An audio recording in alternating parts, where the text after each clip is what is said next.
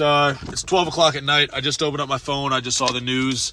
Tom Aspinall requests a release from the UFC via Eddie Hearn. I think everybody probably saw this happening, saw this coming, when we saw that, he signed with Eddie Hearn and whatnot. But I for one saw the writing on the wall, but I think I didn't want to believe it. You don't want to believe that somebody with the potential and the lore and the magnetism of a guy like Tom Aspinall, you don't want to believe that he's going to leave the sport on a kind of a wet fart of an end of his UFC career. You don't want to believe that's how it's going to be, right? That Ciryl Gane fight, and actually I'll get into that now, right? This is not good for his career, okay? I'm not somebody who thinks that, you have to stay in the UFC to have fans and all that stuff. I understand that there's plenty of good prospects outside of the UFC, right? Especially for the bigger stars, like the McGregors, like the Ngannous, who go out to boxing and make millions of dollars, millions more than they would have ever made in the UFC career. And I respect that, and I love it, and you want to see the fighters you love get a bag, and I love that, right? But the problem is, I don't see that happening with Aspinall.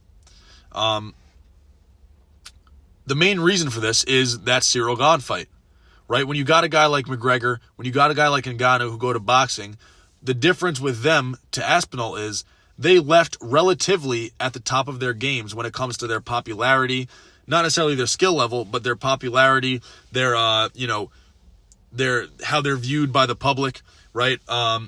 So when they went to boxing, it was news. People wanted to watch it, right? The problem with Aspinall is, even if you go, the news hasn't really fully broken yet.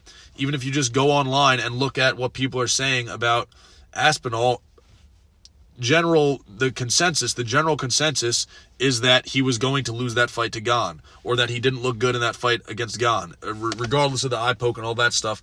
Like that first minute and a half or 2 minutes, however long the fight lasted, he looked like he was getting pieced up a little bit, right?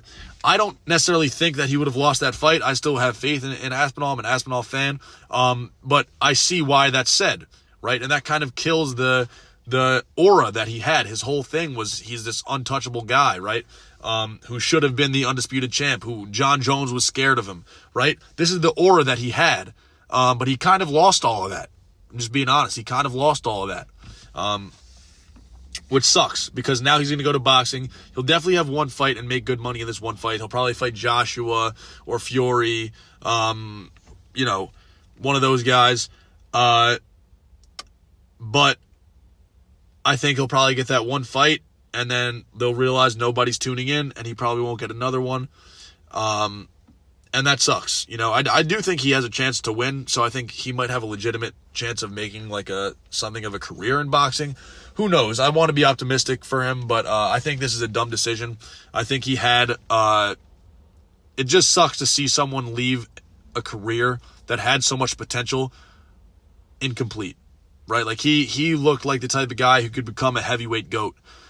With the type of run he went on, right? He went through a murderer's row of heavyweights with Sergey Pavlovich and Curtis Blades and all these guys he was knocking out, Volkov, right? Knocking out, subbing, all that, right? He looked like a real killer at heavyweight, a real skilled heavyweight back in the UFC in a division full of heavyweights that were very unskilled, and that sucks.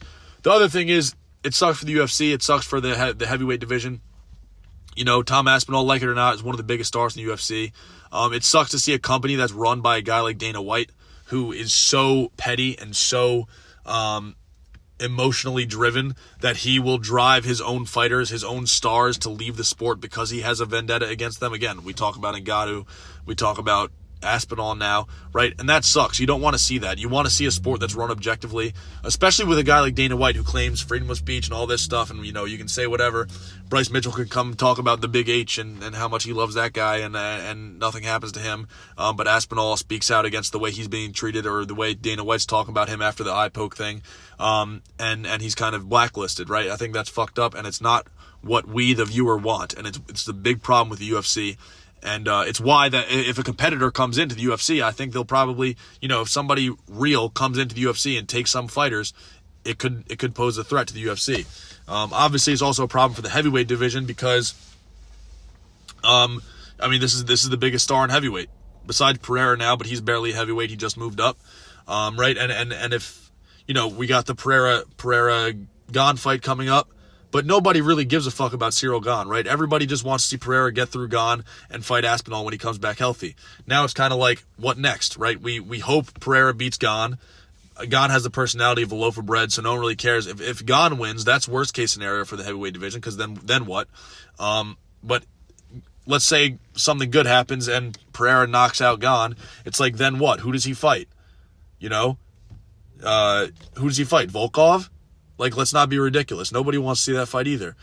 So this sucks. This is a zero good outcomes of this. This is worst case scenario in my mind. Again, I saw the writing on the wall. A lot of people probably saw the writing on the wall but didn't want to believe it, just like I didn't. It sucks. It's a bad decision on Aspinall's part. It's a bad decision on the UFC's part if they let him go, which they probably will because Dana White's very petty. And it sucks. It's not what we wanted to see. But that's the nature of being a freaking UFC fan. We take our wins when we can get them. This is what we get for Strickland winning. The gods. We're sacrificing Aspinall to the UFC gods. All right, so that's all I got. I'm probably not going to edit this video together very well. It is what it is. Like and subscribe.